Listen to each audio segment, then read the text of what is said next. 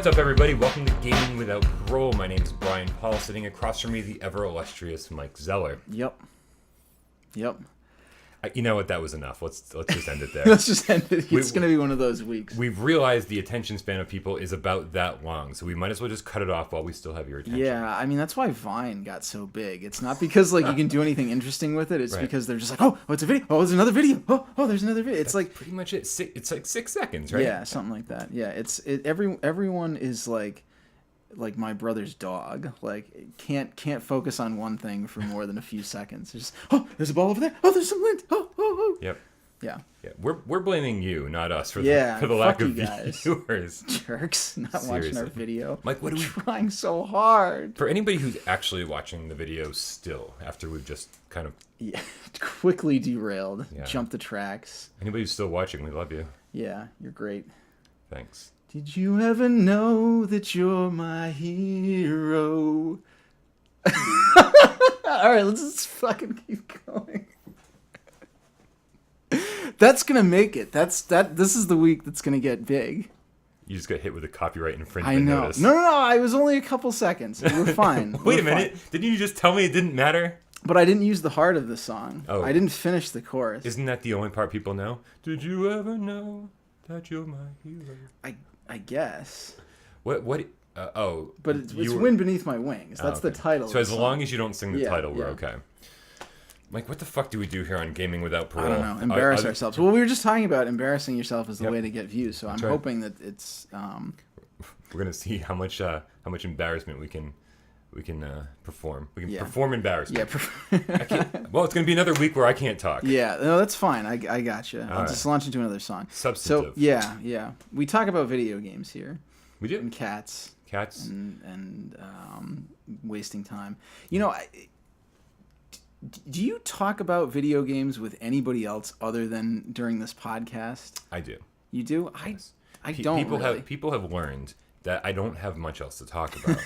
So when they want to talk about video games, they come to me and they talk. Other than that, it's like political or topical of any kind. They're just like, Brian doesn't care. Yeah. They're like, you live a different life than I do, though. They're like, oh, Brian, my dad just died this week. I just need to talk to somebody. And you're just standing there. You're like, you ever play Shenmue? I talk about Shenmue. Yeah. You like the demographic of people you work with. Oh yeah. Much older. Yeah. And I work with people that are much younger than myself even.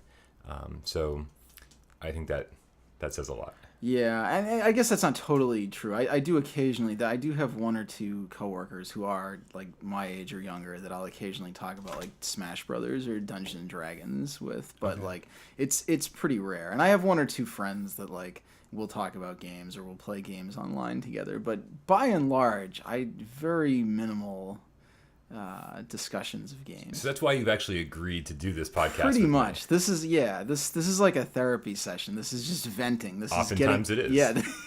Yes. This is just getting it all out of my system so I can go another week without having to be a geek. Yeah, without just like exploding. They're like, Mike, so we need you to run these reports on like, I love Xenoblade. But do you? Do you love Xenoblade? It's okay. Yeah. I we talked about it a little bit last week because I started playing it and I was kind of on the fence, but it's starting to grow on me. It's done a few story beats that I was not expecting, so that's usually a good. Japanese RPGs are so samey. I mean, every game is kind of samey from a story point of view, but I play a lot of Japanese RPGs, so. They're so samey. So when they do something that's just different, even if they have a character that's like a stereotype that isn't completely that stereotype, like that will be enough to make me think, well, they actually thought about this a little bit. Wow, this is different. Yeah. And so Xenoblade's doing that a little bit for you? Yeah. There was a moment in the story where it seemed like they were setting something up, and I was like, oh, they're not going to do that. And then they did, and I was like, oh, wow. Okay. Oh, wow, that was unexpected. Awesome. And I think I'm kind of getting a handle on the extremely convoluted battle system, which, I'm usually fine with complicated battle systems. Yeah. But it's like, okay, if you're going to make things really kind of... dense and also a little bit sloppy because you only control it. It's kind of like Final Fantasy 12 in a way that you're only really directly controlling one guy. You Yep. can kind of give like passive commands, and you can swap control, but you're kind of dependent upon the AI to get the battle plan quickly. Now, I know you had picked up Tales of Exilia at some point. Yeah, both of them. Okay. And have you played either? No. Okay. No. We've talked about the fact that I own all the Tales games and have only completed one of them. I've played 2 or 3 for a few hours, but I've only ever finished one. The first Tales of Exilia, I was sort of excited to play. I was like, oh, JRPG, something I haven't played in a while. It's gonna be cool, whatever. And story-wise, it's sort of like everyone's on painkillers the whole time. They're all, none of the characters seem particularly interested in what's going on. They're all just really smooth. Well, and just too laid back, and like there's no excitement ever. Do you guys want to go adventuring? No. Let's watch TV. I need a potion. I'm dying. So the story wasn't doing it for me. And then I was like, well, maybe the battles would be cool. And at first they seemed like they were going to be, but then it got really complicated. And there are people out there that are like watching this and going, that's the fucking most simple battle system of all time. Yeah. But it's like you got to team up with other members in your party to do like certain special moves and combos. Yeah. And it just gets so complicated that, and I don't know if this has been the case for a long time, but who does it? Namco? Yeah. They put the option in to just do the fights for you. There's like a button you can push, and the computer will just play out the whole fight for you. Almost every RPG for quite a long time has had an auto battle feature. Well, I started using it and found myself wondering why I was playing it all. Because if I wasn't into the story and I didn't want to do the fights, that's when I stopped playing. You were essentially like watching a YouTube video, but like using all of the original equipment. Yeah, you were pretty watching much. a Let's Play that you were creating yourself. And not sharing it with anybody. Yeah, yeah, it's the ultimate act of video game And masturbation. just to top it off, I bought the collector's edition, so I Of got course. to spend $80 to do it. What did you did you at least get something cool? Those don't really give you You can have it if you want. Just take it. It's on the wall somewhere. nice. Yeah, All right, sweet. Seriously. Yeah, it's funny because I don't think the Tales games have really changed much at all. Yeah. But I do remember like kind of enjoying the first one. Like I had a lot of fun with that. But I don't know if they're really doing anything different. I don't know. All the battles still played out pretty much the same as I remember. Although they were kind of cooler. I mean, pretty much every battle in Tales of Destiny, once I had learned like basic stable of moves, started with me sending the hero on like repeated forward flips, swinging his sword, leaping over the entirety of the enemy and landing behind them, hitting them in the head as he Sure. was going over. And then so we'd have them caught between in a pincer move between myself and the rest of the party, and we just press inward and slaughter everyone. Okay. And it was kind of cool. I don't think I've seen anything quite that cool in any of the more recent games. Yeah. I think I'm done with that series. Yeah. I tried, and the early Tales games are ones that, I think a lot of collectors like having for the PS1, I think. Yep. Yeah. And now that I've played some of the later ones, I have no interest in picking those up. So we're gonna let the Tales games die. Although one Tales of not interested. is it Tales of Vesperia? No, what? Vesperia is the 360 one that I feel like Oh, right. does get is held in higher regard. But there's a Vita one that I'm trying to think of. Oh, Tales of Hearts. or Yes, something? Tales of Hearts Yeah. are. And is that out? Yeah, It is Yeah, out. it's a GameStop exclusive. No way. Yep, I Come think so. on. I mean, you can probably everything that's a GameStop exclusive. You can usually find like it basically means it's a GameStop retail exclusive. Right. Like you can find it online other places, but Yeah, I mean, and really for retail, there's very few other places I'm buying stuff anyway. Yeah. Well, that's interesting because I was actually waiting for that game to come out, and now I'm like, I don't know. I mean, the Vita doesn't have a ton of stuff to pick up, so I kind of pick up whatever comes my way. We'll see. I think it got good reviews. Did it? Fuck it. I'm done with Does it Tales matter? games. Does I'm it done matter? with Tales games. I just said it. I'm done with them. Just keep pulling you back in. It's like The Godfather. It's like, I guess if I had seen that movie. It's okay. And so I told you that one of my tragic character flaws was that I can't associate numbers with temperatures. Yes. Yeah, that was one of my... One of them. Yeah, one of them. Another one of my tragic character flaws is that I've never seen any gangster movie ever made. Really? Ever. None of the Godfathers. None of the Goodfellas. There's Goodfellas and Donnie Brasco and all those movies. Never Scarface. Scarface. Never seen them. I actually haven't seen most of those either, so you don't have to feel too bad. I saw Road to Perdition. That's kind of a gangster movie. Since I'm being honest, I've also never seen any of the Lord of the Rings movies. And I had to admit this to somebody recently, I think I've only seen like the first Star Wars movie. Like episode 4. So with summer approaching, I might have to take some time off and just marathon movies. There you go. Yeah, I'm not sure why I'm waiting for summer. I think just so I can be uncomfortable in the heat. Yeah, because you might as well just be stuck to the sofa. Right. It is leather. Yeah, I know. Really looking forward to that Jaguar retrospective, aren't you? That'll be fun. Yeah. Yep, we have lots of plans for you in the future, but we'll probably never do any of them. Yeah. All right, Mike. You know what happened this week? Stuff. No. We played video games. We did, yeah. What did you play? Did you only play Xenoblade? No, I played a little bit of Xenoblade. I also played in the Xeno tradition or genre. I played Dragon Ball Z, Dragon Ball Xenoverse. Okay, that's new, right? Yeah, it is. It just came out. So I've been a pretty big Dragon Ball Z fan for a long time. Okay. But I feel like it's one of the few things that I'm basically just a fan of out of nostalgia. Okay. I got you. When I was first getting into anime, like that was what was on TV. That's what I was into. Yep. It's not great. I mean, it certainly starts off a lot better than it finishes, I would say. And there's some cool stuff going on, but you can definitely tell by the end of it that Akira Toriyama was kind of phoning it in and just wanted to be done. But it's a fun story. I really like his art style. I've always liked, the character designs and stuff. So, over the years I've played, I'm not going to say most, but a lot of the Dragon Ball games that have come out in the U.S.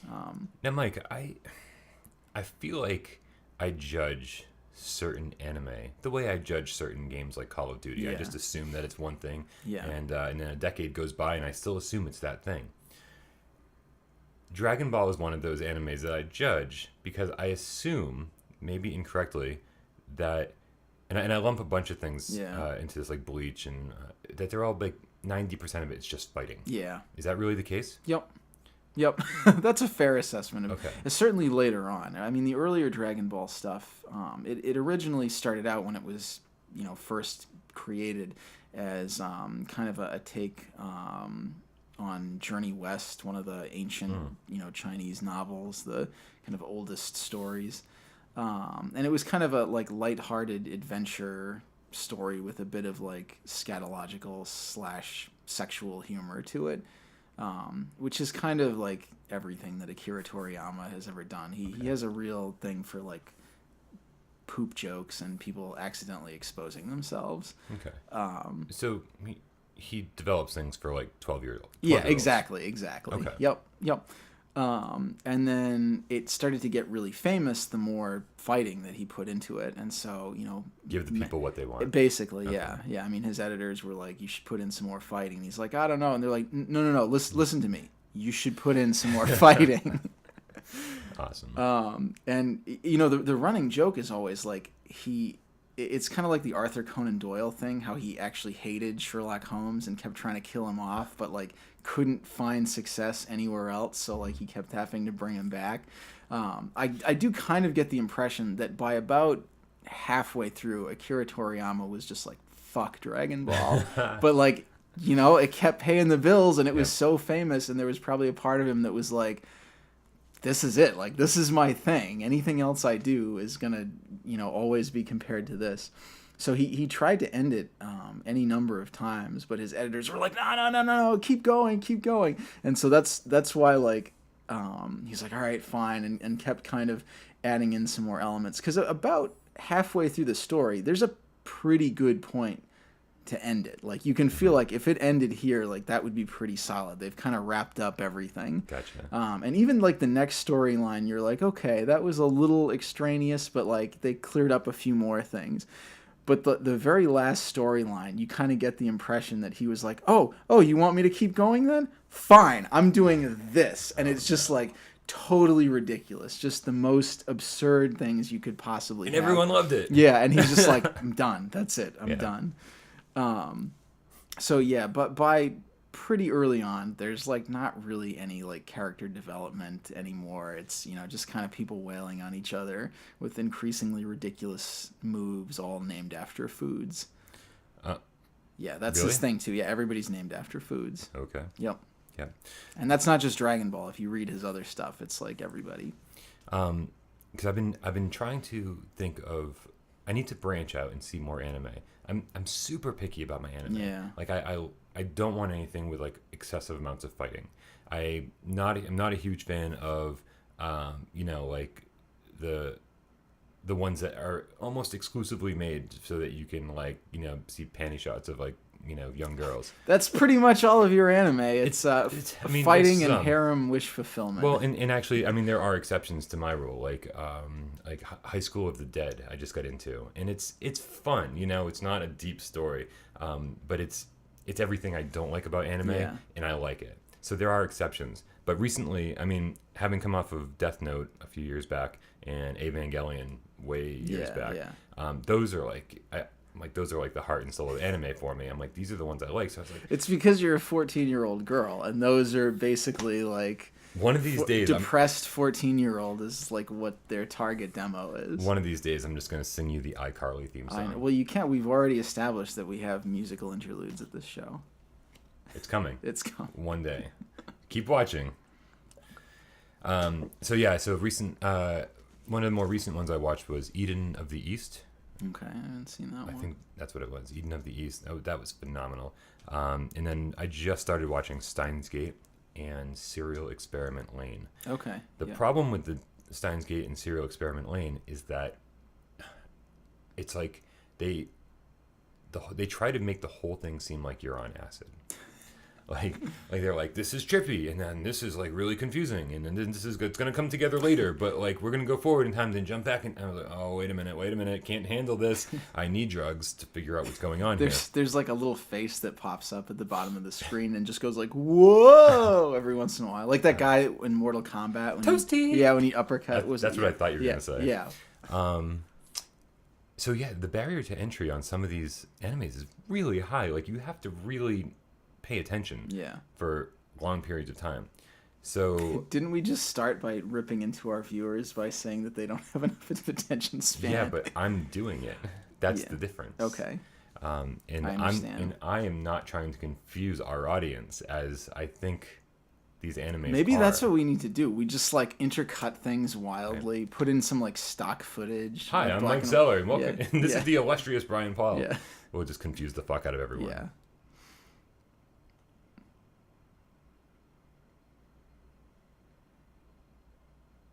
Okay, so Toasty. yeah.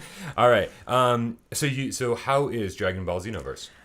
Look at that, back on topic. Yeah, perfect. That was a perfect 10, no splash. It's one of those things where I feel like if I was younger, I would really be enjoying it. But I think I've just hit this point where I'm kind of just done with Dragon Ball. Okay. I've played this story so many times. It's a cool concept because the idea is they must realize that everybody that has known Dragon Ball forever has played this story, a million times. Yeah. So the premise is it's like an alternate history. Like something is happening and it's messing up the Dragon Ball timeline. Okay. So you play as this like totally separate player created character. It's like an MMO, isn't it? Yeah, and they drop saw a you in and video you of have this. to like fix history. So it's like all of the battles are a little different. Like, Okay. like in one battle, like somebody got killed that wasn't supposed to be killed, or like somebody won who wasn't, and you have to go in and like reset things. Got it. And so you design your own character from scratch. You get equipment that can change your appearance, and it seems really cool. But I just feel really bored playing it, and I think the problem is I've seen it too many times. It's It looked really boring. I the videos I saw of it were of a bunch of people standing around doing different stances in front of each other at the same time. Like it was like this synchronized thing. well, in And defense of, I mean that's pretty much what my Dark Souls playthroughs end up looking like. So and then the fights themselves, like not that it's not a good fighting engine because I didn't get to play it myself, but it didn't look like an awesome fighting engine. yeah, it's kind of spastic. It reminds me a little bit of the Budokai Tenkaichi fighting engine, but because fights are usually like big groups instead of one-on-one, it's just like extra chaotic, which actually kind of captures the feel of the show a little bit, but Okay. it feels like the gameplay itself kind of has a tough time keeping up with like it's a lot of button mashing and just flying around wildly. All right. For our non-Dragon Ball fans, is there anything else you've been playing? Yeah, pretty far in Bravely Default. I must be Okay. kind of getting near the end. I don't. Is it? You sort of had mixed views on this last week. I mean, it's fun. Like I've been enjoying my time with it, but I do wish the class system had been implemented a little bit differently. You know, the way that they've just been really trickling out the classes. I think I've got most of them by this point, but it's such a slow trickle. It kind of and it takes so much to level them up beyond the first couple levels that it seems to kind of discourage some experimentation. I mean, maybe it's just because I've played games like Final Fantasy Tactics and Final Fantasy V so much that I know sort of the premium builds that I can quickly, you know, create these killer teams, and that I know which directions to develop my guys, you know, how to balance a party, where this is kind of new. But I mean, it's a solid game. Okay. Yeah, Xenoverse I think is where I've spent the most time. But it was interesting that you said for a non-Dragon Ball Z. Yeah. I definitely can't see anybody who is not a huge Dragon Ball Z fan even enjoying this slightly. It just won't make. And it's not even because it's like a bad game. It's just so designed for the fans. Like Yeah. you will have no idea what's going on. So I've got to say, I haven't had much of a chance to play very much this week, but I have been spending some time with Demon's Crest. okay, yeah, Which of course, I'm trying to get the video done for, and not even close. Not even close. I'm very, very early on in the game. I am pleased to say that it has unlimited lives. yes, oh yeah, You can always start the stage over, no problem. And I was blown away. And this sounds so stupid to say, but I was blown away when I beat a level and I found out that the overworld was all mode 7. oh yeah, I was like, oh, it's beautiful.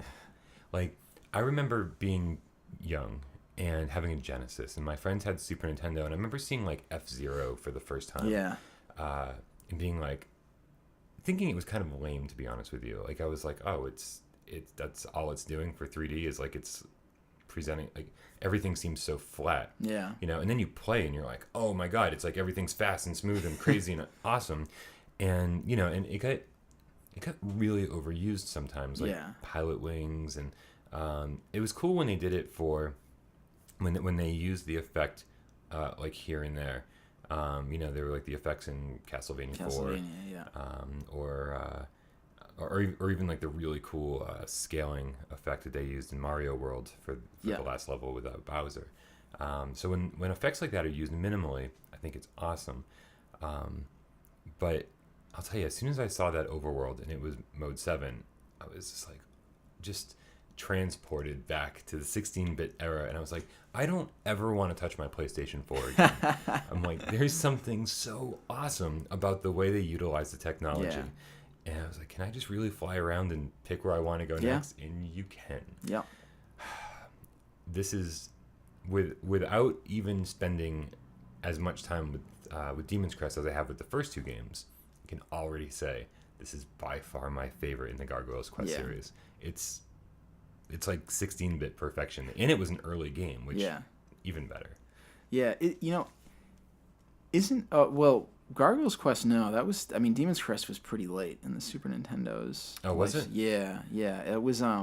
And that was one of those games that it came out late, and that's why people said it didn't sell so well. Right. Yeah. I haven't done my research yet for the next video. That's all right. This isn't backlogged. This is right. Gaming Without Parole. Right. No preparation done for this one. Yeah. Yeah. This is Gaming Without Parole Classic, without any notes or like anything. Yeah. Yeah. It's funny how many series kind of peak and then just die. Yep. I don't know. Do you think it's better to end on a high note like that and always leave people wondering like, oh, what could have been? Always. Or yeah. Like even like Ghouls and Ghosts or Ghosts and Goblins, like that was kind of obscure. It was, you get the one on the NES. I mean, of course, it was ported to everything back in the day. But then is the NES? There was one on like the Super Graphics, and then like the Super Nintendo one. And that was it for years. And then we finally saw Maximo, Ghost to Glory, which was like, oh, hey, I remember this shit. You know, and it was like kind of reinvented, and it was in 3D, and it was beautiful. I like when that happens. Like, let the series run its course over, you know, a few years. Let it die, and then bring it back when the time is right.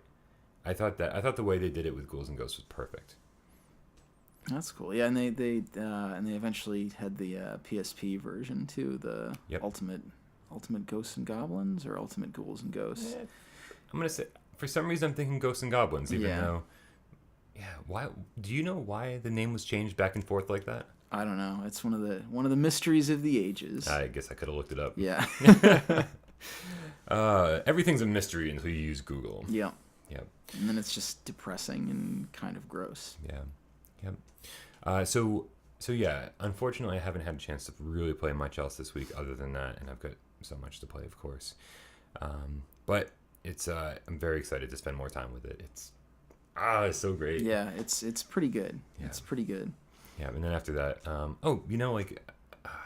so of course Final Fantasy 3 is something I've been talking about playing for months now. Yeah, we got to come up with something we can do with that, because that's like that's a Mike Zeller classic. Yep, we'll definitely figure that out. And then soon after that, I want to play Illusions of Gaia. Okay. Because that looks right up my alley. Yeah, it's a weird game. I feel like it's gotten weirder the older that I've gotten too. Well, it was one of those that I'd always heard about. Yeah. And never sought out, never tried to play it on my own. And then one day I just saw a video and I was like, that's the kind of game I want to be playing. And now that I'm on my Super Nintendo kick again, why not? So we'll get around to that eventually. All right, Mike, for real now, stuff happened this week. Yep. And we need to talk about stuff. I promise you, there's stuff here. It's coming. Wait for it. Yep. Wait for it. Yep. I want to start from the end and work our way forward. Okay. I don't know what's going on here. Oh, here we go. There's a new... Okay, so here's something I want to spend more time keeping people up to date, and myself by default, on homebrew projects. Okay. Because obviously there's been a ton of amazing homebrew games that have come out in the last few years, last 10 years, whatever, for all different systems. Mm-hmm. And every time I hear about a new one, I get more excited about a homebrew game than I do about a brand new game. So the game that I recently heard about, and you probably heard about this already because it sounds right up your alley, is being done by Watermelon. Oh, okay. Very good name. They did Pure Solar. Pure Solar. It's called Project Y. Do you know this one? No, I actually haven't heard of this one. It's basically a cyberpunky Streets of Rage.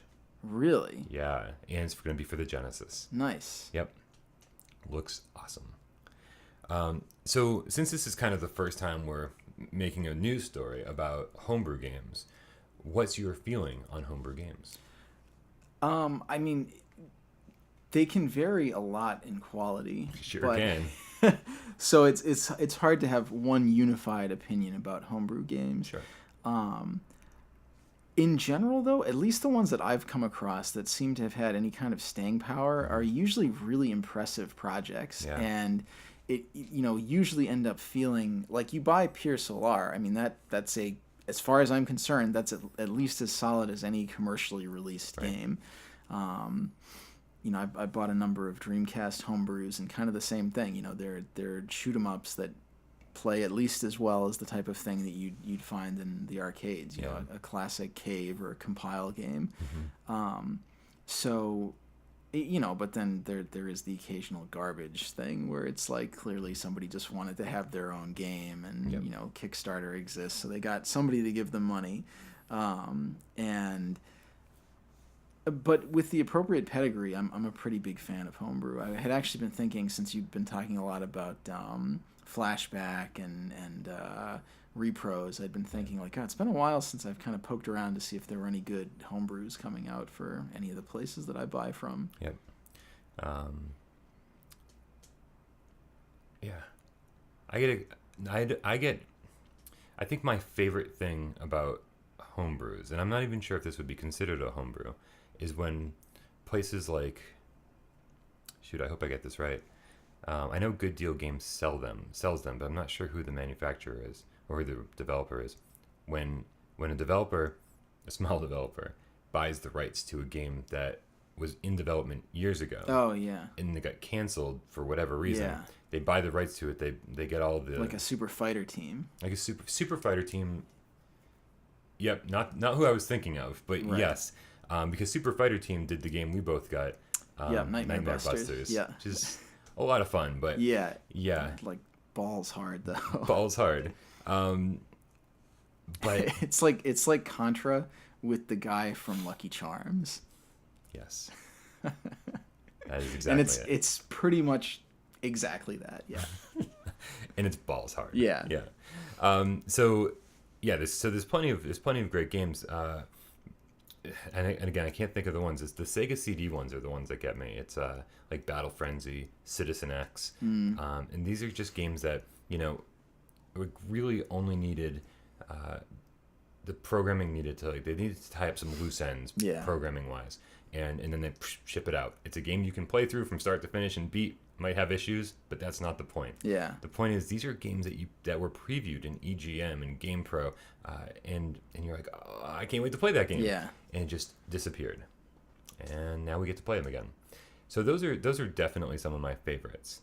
But yeah, when somebody comes up with a new idea like Project Y here, it just it's just great because I talk about how much I love the 16-bit days and how I can't get enough of games like Demon's Crest, and people are like, "Oh, really? Here you go. Here's some more." Yeah. I'm like, "Oh, thank you so much." And usually the price points aren't like astronomical. No, yeah, I would say they can vary, but because Nightmare Busters was kind of pricey. But you did get like the box instruction manual, like they gave you the whole package. Yeah, you're not really paying any more than you would for a game back in the day, right? And with inflation, you're paying less technically. Yeah. And I have more money than I did when I was 12, so I feel like it's not that big of a deal. Yeah. It is kind of. I think this is what I was sort of awkwardly trying to get at. It does tap those nostalgia, switches a little bit better than say games that come out now that are going for that retro feel, because it's like you're playing it on the original console. It's used, it's made with the same materials, so even with a lot of the retro stuff like Mega Man 9 or things like that, you know that the original system couldn't pull off some of the things that they're doing. Right. Where with this, it's like this, for all intents and purposes, is a classic game. It's just been held back a few years. And whenever it's like you said, like there's certainly varying degrees of these things. Yeah. When it's a game like Battle Kid, you're like, oh damn, that's Mega Man. That's the same caliber. And but then there's games like Study Hall. Yeah, that's the one I was thinking of. Which again, like it's actually I think Study Hall's a good game, but I think they took an easy way out when it came to the graphics. Like it's definitely a puzzle game, and it's definitely like it has Donkey Kong written all over it. Yeah, it plays like Donkey Kong Jr. Yeah, so it's fun, but it's certainly like the lower tier.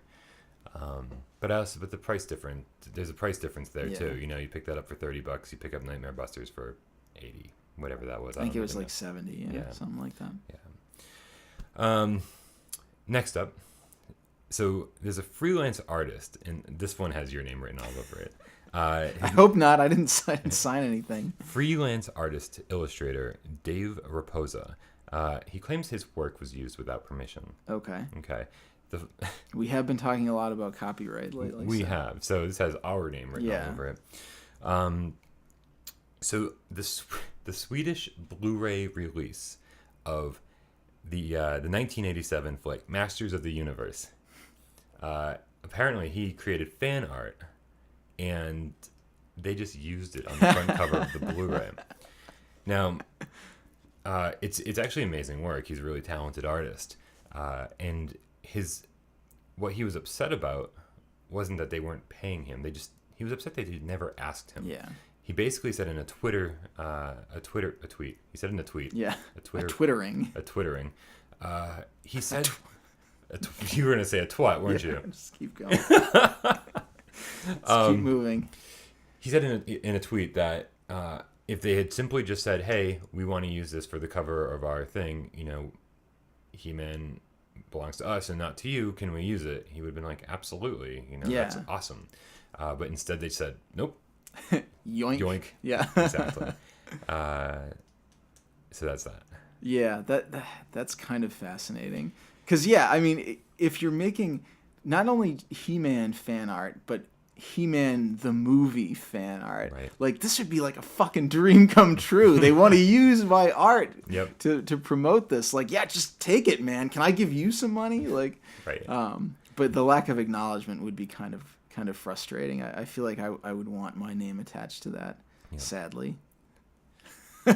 You like He-Man, don't you? I do, actually. I was a huge... I mean, it's kind of like what I was just saying about Dragon Ball. Actually, I like Dragon Ball a little bit more. Dragon Ball's a little bit more of a quality product. Yeah, Masters of the Universe was like my thing when I was a kid. I had all the toys. I was like wicked into it. And I still kind of love the vibe of it because it's such a weird like mishmash of like sci-fi and almost like cyberpunk with like Conan the Barbarian. But boy, is it not great to go back to. Like, I bet. Yeah, like those cartoons are unwatchable. Well, so when I've gone back and I've watched certain cartoons from my childhood, what I've been disappointed with is what I didn't realize at the time was that these were just basically 30-minute commercials for toys. Oh yeah. And I feel like I looked past that when I was a kid. I didn't realize that's what was happening. Is that what He-Man did as well? Oh yeah. Although I never watched it as a kid. It didn't appeal to me. Yeah, so here's a story. I actually have very fuzzy memories of most of like the He-Man show. I feel like there's maybe 2 or 3 episodes that I remember really well, which is probably because my dad like taped them off of television for me so I could watch those ones. So I feel like I must not, or I don't really remember most of the episodes featuring characters that were toys. Yeah. And conversely, like the episodes that I remember always had characters in them that were not part of the toy. They were like, created characters. Okay. And I remember thinking like, oh, that's kind of a bummer. Like I wish I could buy it. So now, flash forward 2.5 decades. Right. There's been Mattel, the owners of He-Man, have for the last couple of years have been doing this big push with these really high-end Masters of the Universe figures that they've been selling through their website online, and like they're not cheap. And of course, because my other like cool guy hobby along with video games is toys, I've been buying all of these. Yep. And recently, this has been going on for probably 6 or 7 years now, and in the last like 2 or 3 years they've started making figures of some of the characters from the old episodes. Gotcha. And so I've been like, oh shit, yeah, I'm buying those. So this is basically an ad that worked on me like 30 years ago. That's awesome. Just been like a sleeper agent. I got Manchurian candidated. Yeah, right. Who else is buying these? Yeah. It's you and everyone like you. Exactly. I'm like, oh yeah, the Dark Witch. I remember. Awesome. Yeah, I'll buy that. Here's my $40. I'm so glad I never watched that cartoon. Yeah. I'd be broke right Yeah. now. Because that sounds like something I would do. Yeah, too. like I have one sitting on my coffee table now, right in front of my TV where I play video games, so I can look at them all the time, and I can make that connection now. Okay. I can be like, oh yeah, I've been, I was poisoned 30 years ago, and it finally killed me, last May. Awesome.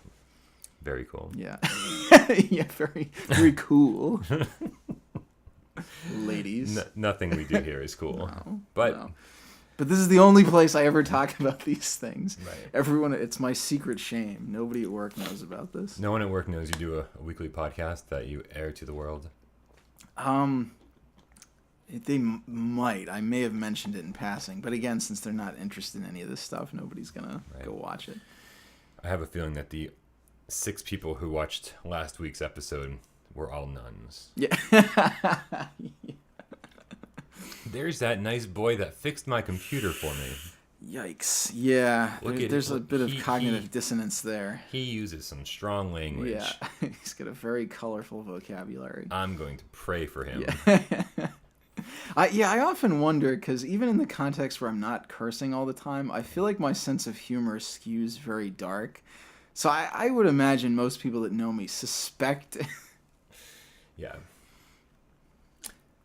So just to bring the news to an uplifted place where we can all smile and lick lollipops and smoke reefer. Yeah. Sounds like a plan. Not sure what's going on anymore. Yeah. Unfortunately, author Terry Pratchett Yeah. died. And I'm bringing it up. He was 66. He had Alzheimer's.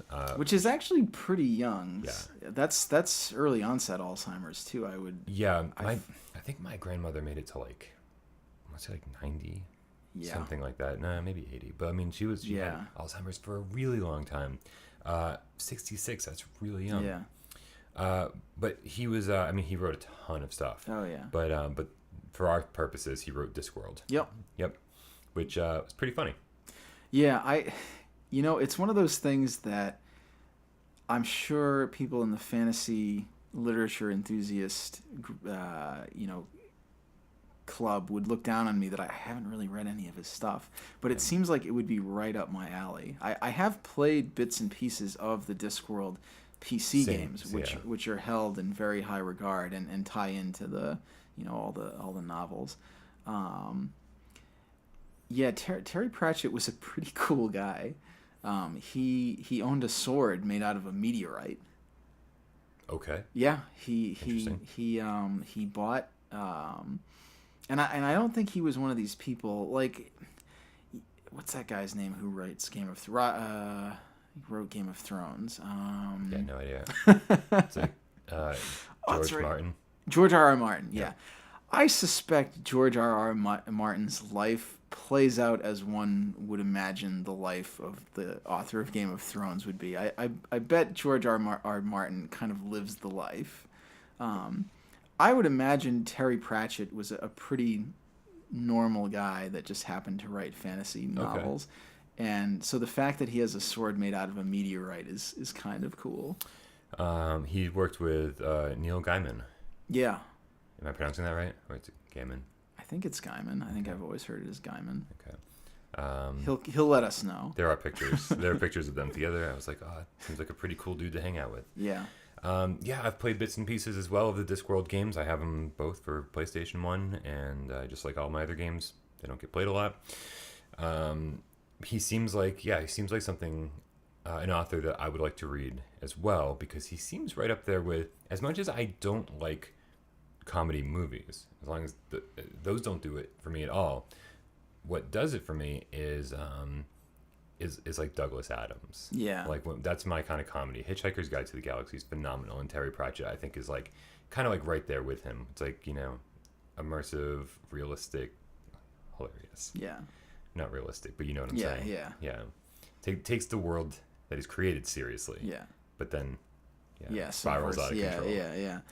Yeah, it's a shame. He was also when he was first diagnosed with Alzheimer's, he went on record saying that when he got too sick, he was going to pursue physician-assisted suicide. which is a very controversial thing to say in Sure. certain quarters.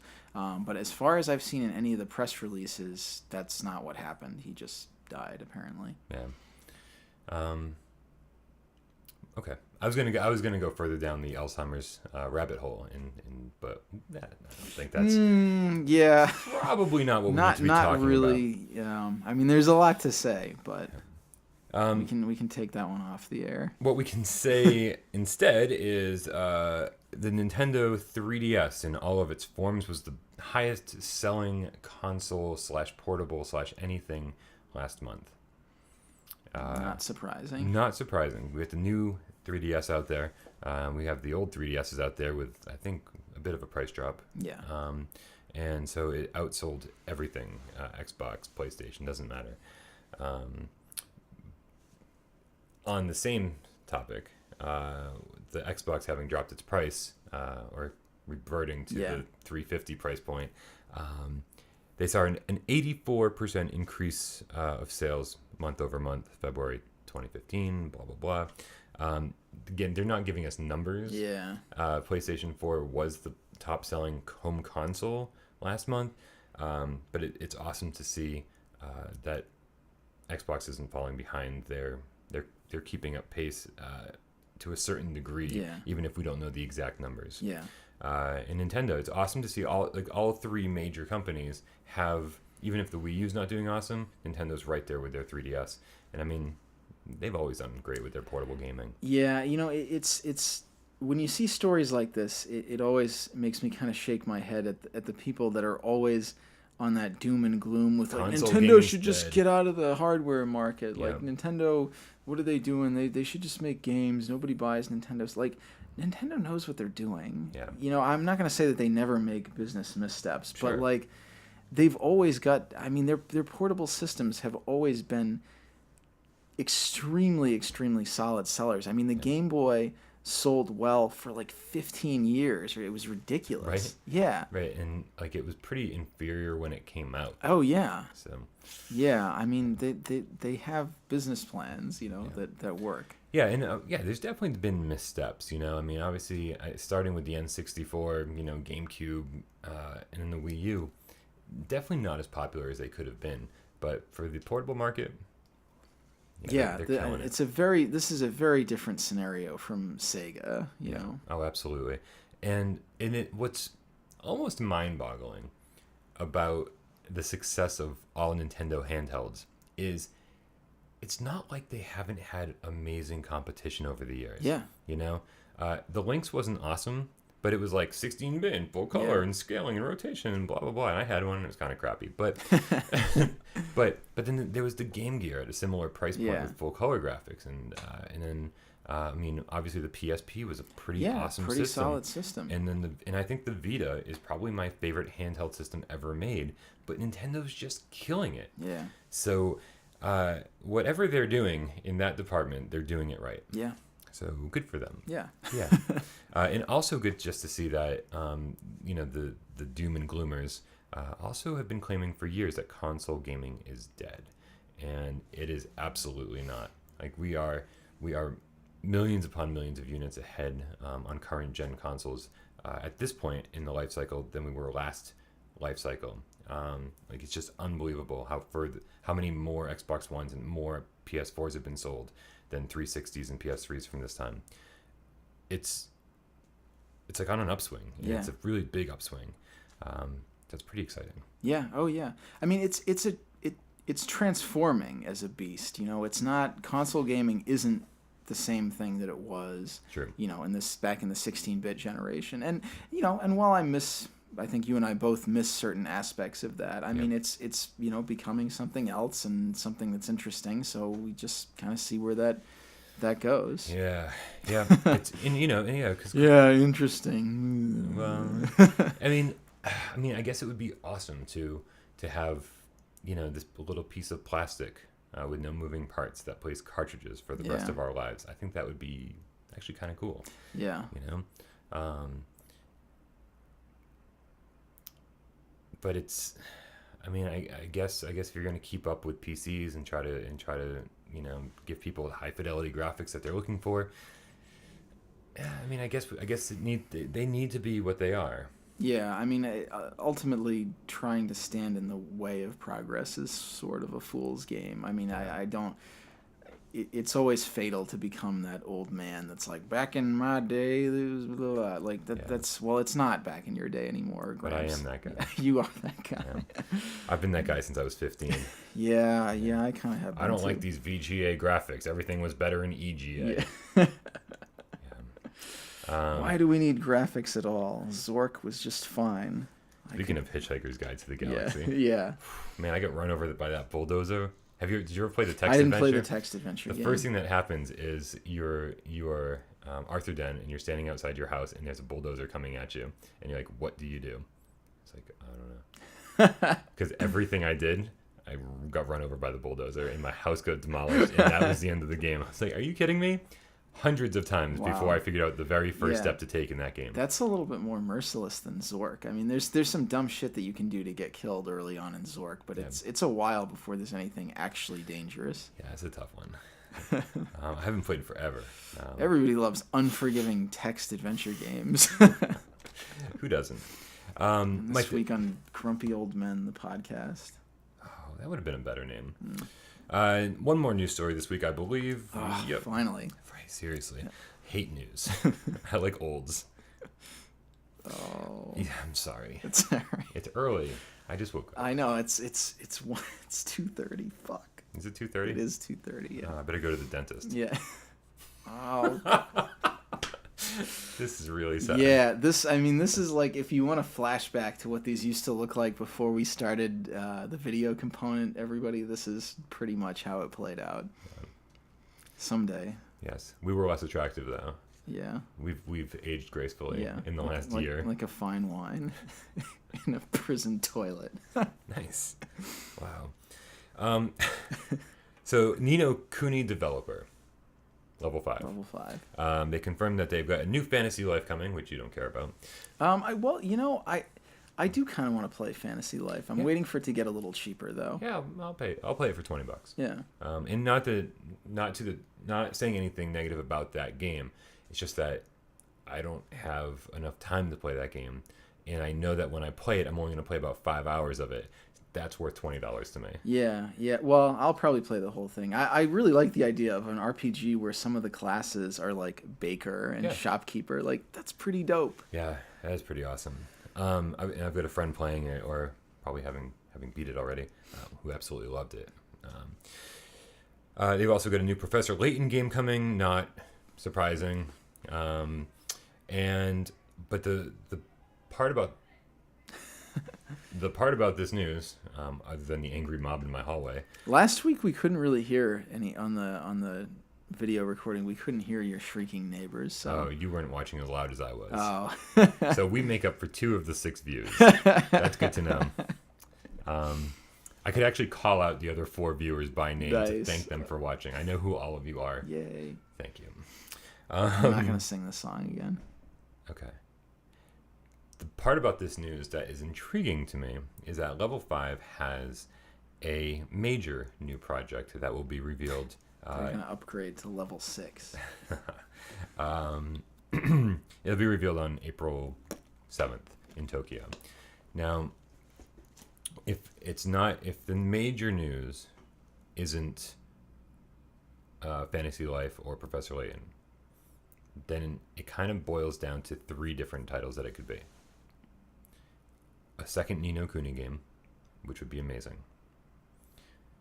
Duke Nukem Forever. Duke Nukem Forever. And Shenmue 3. I don't think they have the rights to that one. Sega's still around. White Knight Chronicles, which was like the last game they sequelized or whatever, and then the last game, which I think would be amazing, is a new Dark Cloud game. I mean, don't get me wrong, they could do a new Rogue Galaxy, but it kind of seems like the concepts of man, I gotta play Rogue Galaxy. But it kind of seems like the concepts that made up Dark Cloud, have kind of splintered off into other games. Yeah. Yeah, it kind of seems like that's what like Fantasy Life and Ni no Kuni and White Knight Chronicles, like they've kind of spread out into those. I don't know if Ni no Kuni really had any of that. I can't think of any elements from Dark Cloud in Well, Ni no like the Kuni. collecting and yeah. I would kill for a Dark Cloud 3. Yeah. I'd kill for a fucking Kill everyone for Dark Cloud. I'm not really interested in everyone. I don't really mind if you anyway. It's not yeah. I would kill for a Dark Cloud 1 and 2 collection, HD collection, because I played the fuck out of Dark Cloud 1. Yeah. It was one of my few early PS2 games, and then got Dark Cloud 2 a little later than I should have, and I was bogged down with other stuff and never really finished more than like the first 5 hours. And it's a game that would be awesome for me to play, but I would have loved to play it in HD with, you know, a wireless controller, trophies, whatever, the whole thing. And I can only assume that if they are making a Dark Cloud 3, that HD collection would have to come out beforehand, because a whole generation of consoles has come and gone since the last Dark Cloud game. It's time to remind people what those games were all about, and then introduce a new one. So that would be pretty fucking awesome. That's what I hope it is. Ni no Kuni 2. Yeah, it seems a little speculative, unfortunately. But Ni no Kuni 2 is probably what it is, and that would be awesome. Ni no Kuni was probably one of my top 3 favorite games of last gen. Wow. Yeah. Don't ask me what the other ones are. I'm not really sure. Yeah. So Mike, that's it for the news. Yep. I do have a story to tell you though from this past week. Maybe this week before. Who knows? I don't pay attention. Time just comes. Time, temperature, whatever. It's all speculative. Yeah. Substantive.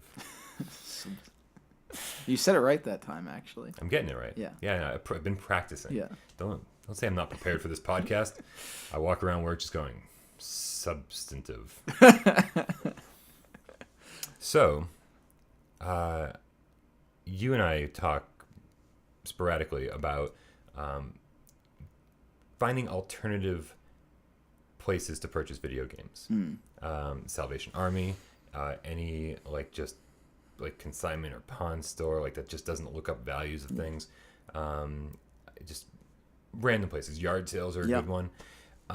So I was out a few towns over visiting my brother, and I was like, you know what? I'm like, on my drive out to his house, I saw a little, they called it an antique store. Yeah. But it was a junk store. Yeah. Did it have windows just cluttered with shit? Oh, yeah. Yeah. Sweet. I was like, that place has games. I was driving by, I was like, I'm coming to you later. Yeah.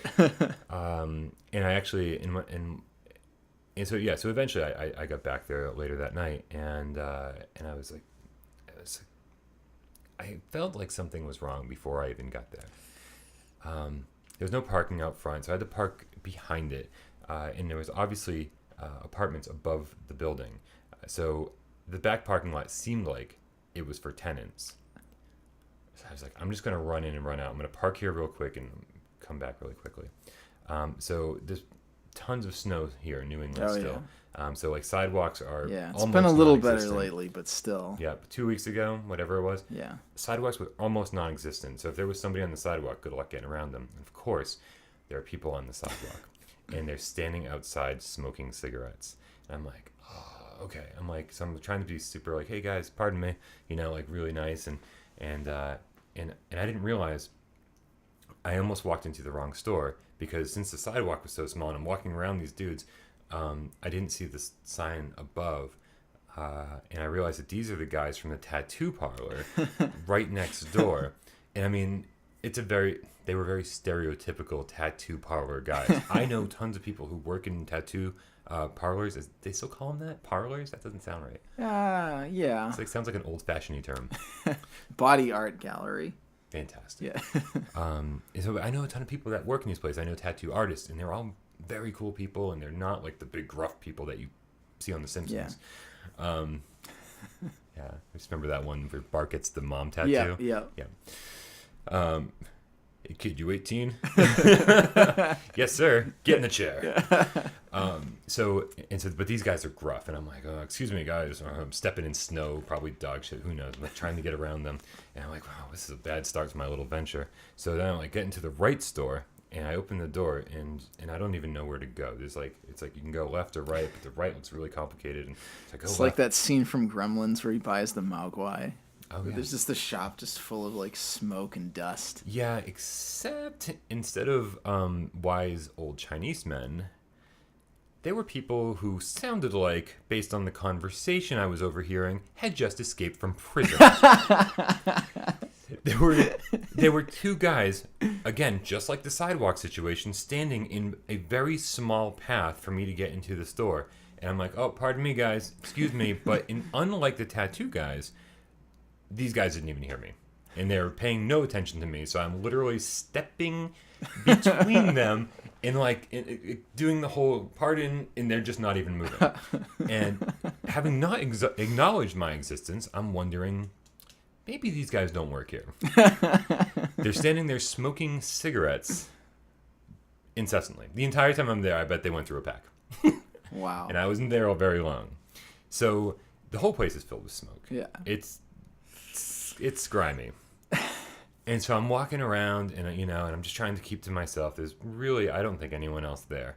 And I'm looking at all like the toys and junk and stuff, and it's all like grody. It's got that kind of blackish film around the edges. It's not pretty. And I was like, man, even if I find games here, I'm not sure if I want them. Yeah, they're all gonna be stained. Yeah. So I'm walking around. I'm doubling back. And I'm like, there's got to be more to this store. And I finally see someone who looks like they're working, and it's this girl, and she seems really cracked out, like just frantic, but sort of not with it, not bloodshot really eyes, trickle of blood down her nose. So you're getting the idea. Yeah. She's rail thin, and she hasn't eaten in days. Yeah. And I was like, hey, I'm like, I've never been here before. Do you work here? She's like, yeah. And I was like, okay. What? Right. A customer. Where am I? And I was like, do you have old video games? And she's like, what kind are you looking for? And I was like, any kind. She's like, yeah. She's like, and I don't even know where she took this from. It looked like she was holding it already. She hands me a spindle, like an old CD spindle. Yeah. Of just GameCube discs. And she goes, these are GameCube. And I was like, okay. And I'm holding this, and she goes, follow me. And I was like, okay. So she brings me to the back room where I didn't think I was even allowed to go. And it's like, this is the room I'm supposed to be in. There's records and cassette tapes and CDs and old PC games, just shit everywhere. There's guitars and amplifiers. This is the technology room. Right. Yeah. Everything's slightly less filthy. Yes. Not true. So she's like, there's some Xbox over there, and there's the stuff over here. She's like, if you just make yourself at home, pull up a chair, and you just hang out if you want to.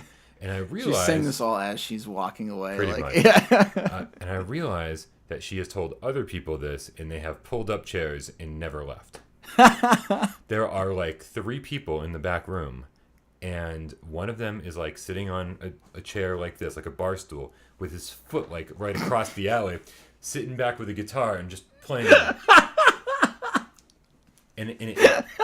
And again, I don't think he worked there. I think this was just what he was doing for the day. He just settled in. Cigarette hanging out of the mouth. Everyone in this place is smoking. Thank you. Yeah, when the fuck is the last time that you've been in a business where people are smoking? No. I'm not even sure. I guess if you own the building, you can smoke there, but yeah, these people don't own anything. They own a bunch of junk. I almost wanted to tell the tattoo guys from outside, be like, hey guys, I know it's kind of cold out. Why don't you just come in here? warm your hands up a bit. You can smoke in here. So what are you doing standing outside? Obviously, there's a place here. It's been ages since, other than private residences, it's been a really long time since I've been in a building where people were smoking. Yep. It was very awkward. So of course, I have to ask the guy who's got his foot across the... No shoes on, I'm like, excuse me, can I sneak right by here? And he's just as out of it, I'm like, I almost had to move his leg out of the way. It kind of reminds me of being in Japanese porn stores when you're just sumimasen, and everyone's just locked into what they're all got headphones on. For some reason, that sounds way better than what I was. Yeah, probably. Nobody was smoking there, at least. That's surprising. Anyway, so So I've got to move past these people on occasion, and then finally I'm like, okay, there's nothing over here. I'm just going to go seclude myself in a corner and look through these GameCube games.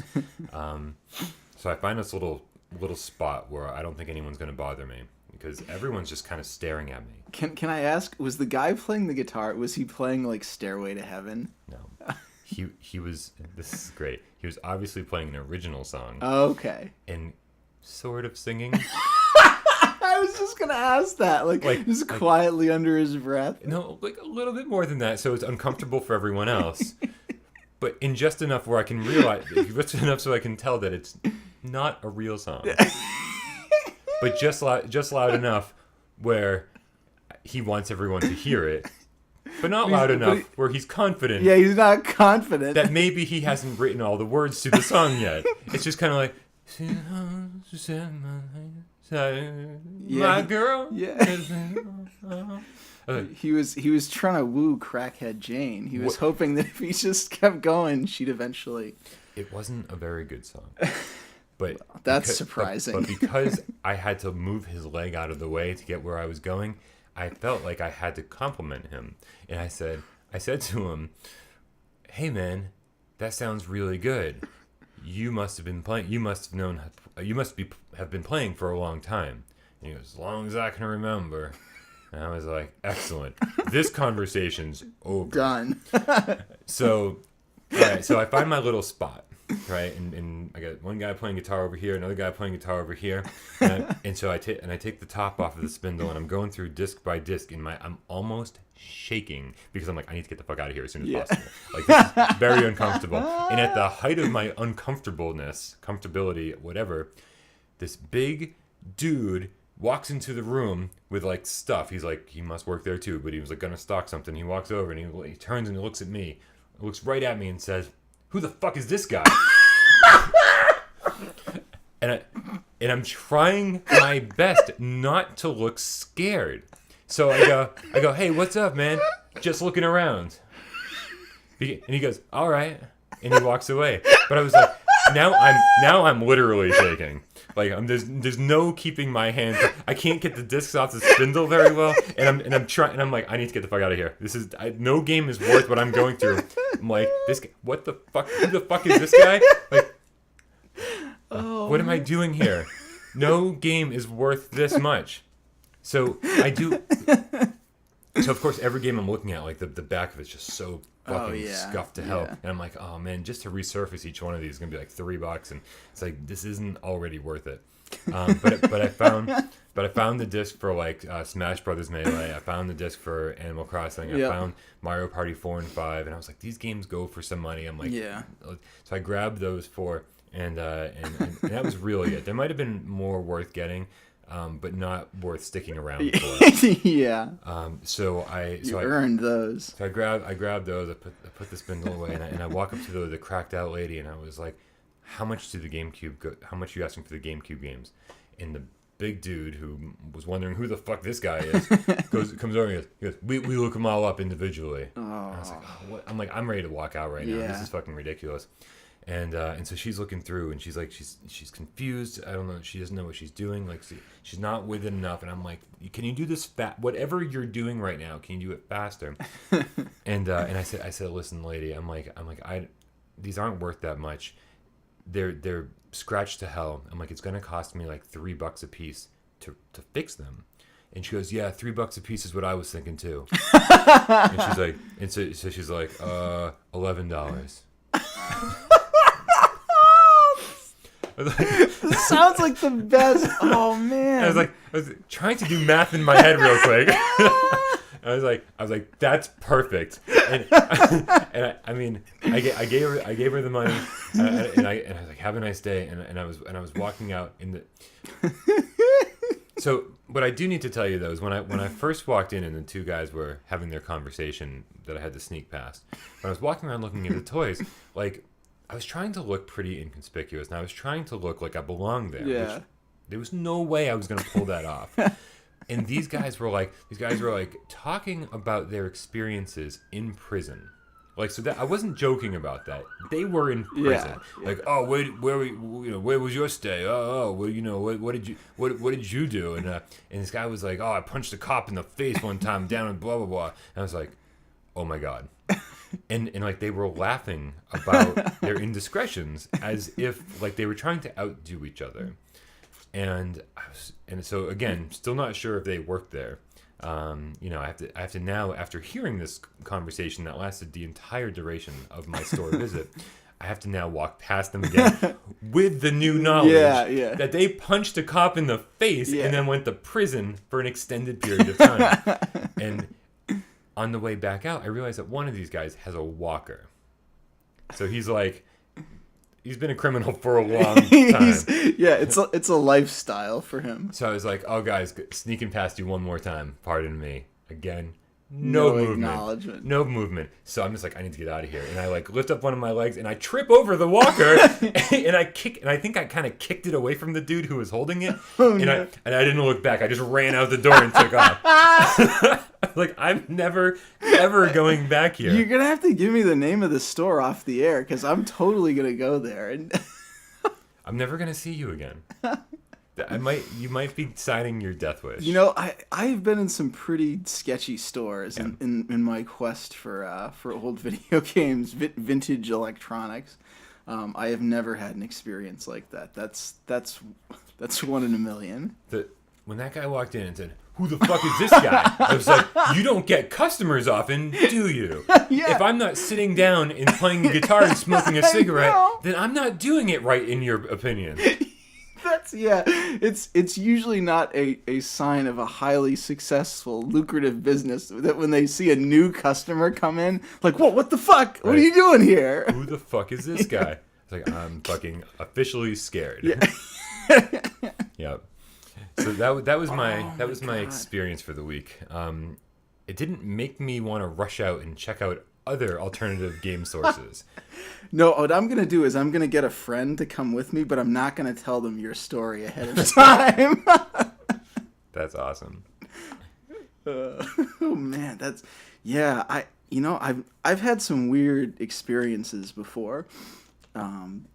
Buying, old video games. Like I had to like argue my way into being able to purchase a boxed copy of Chrono Trigger at a Salvation Army. Oh, I remember. Because it was in their like their like to be tagged pile. You know, I spent like forever communicating with this guy to get a list of like Sega CD games, and then like drove 40 minutes and sat there and talked with him for like an hour so I could buy Snatcher and like a whole pile of other stuff for $20. And but that's. Wow, that's pretty great. We do risk life and limb for this hobby. Yeah. That's the only when I finally get back into my car and I was driving away, I realized two things. The first is I'm never not gonna smell like smoke again. Yeah. Because my favorite hoodie is what I was wearing, and it's so big and bulky, it just absorbed all of the smoke. They're just like blowing the smoke right onto you. I used to be a smoker. I smoked for a decade, and it was like 2 packs a day. I smoked a lot of cigarettes, and I will tell you that it doesn't really bother me because something I did all the time. I'm not like the kind of ex-smoker where I'm like but I will say that I immediately had a sore throat the second I got outside. I was like, oh my god, like what's going on? I was like, I bet I'm an amazing singer right now. The other thing I realized was, this is gonna make an awesome story for the podcast.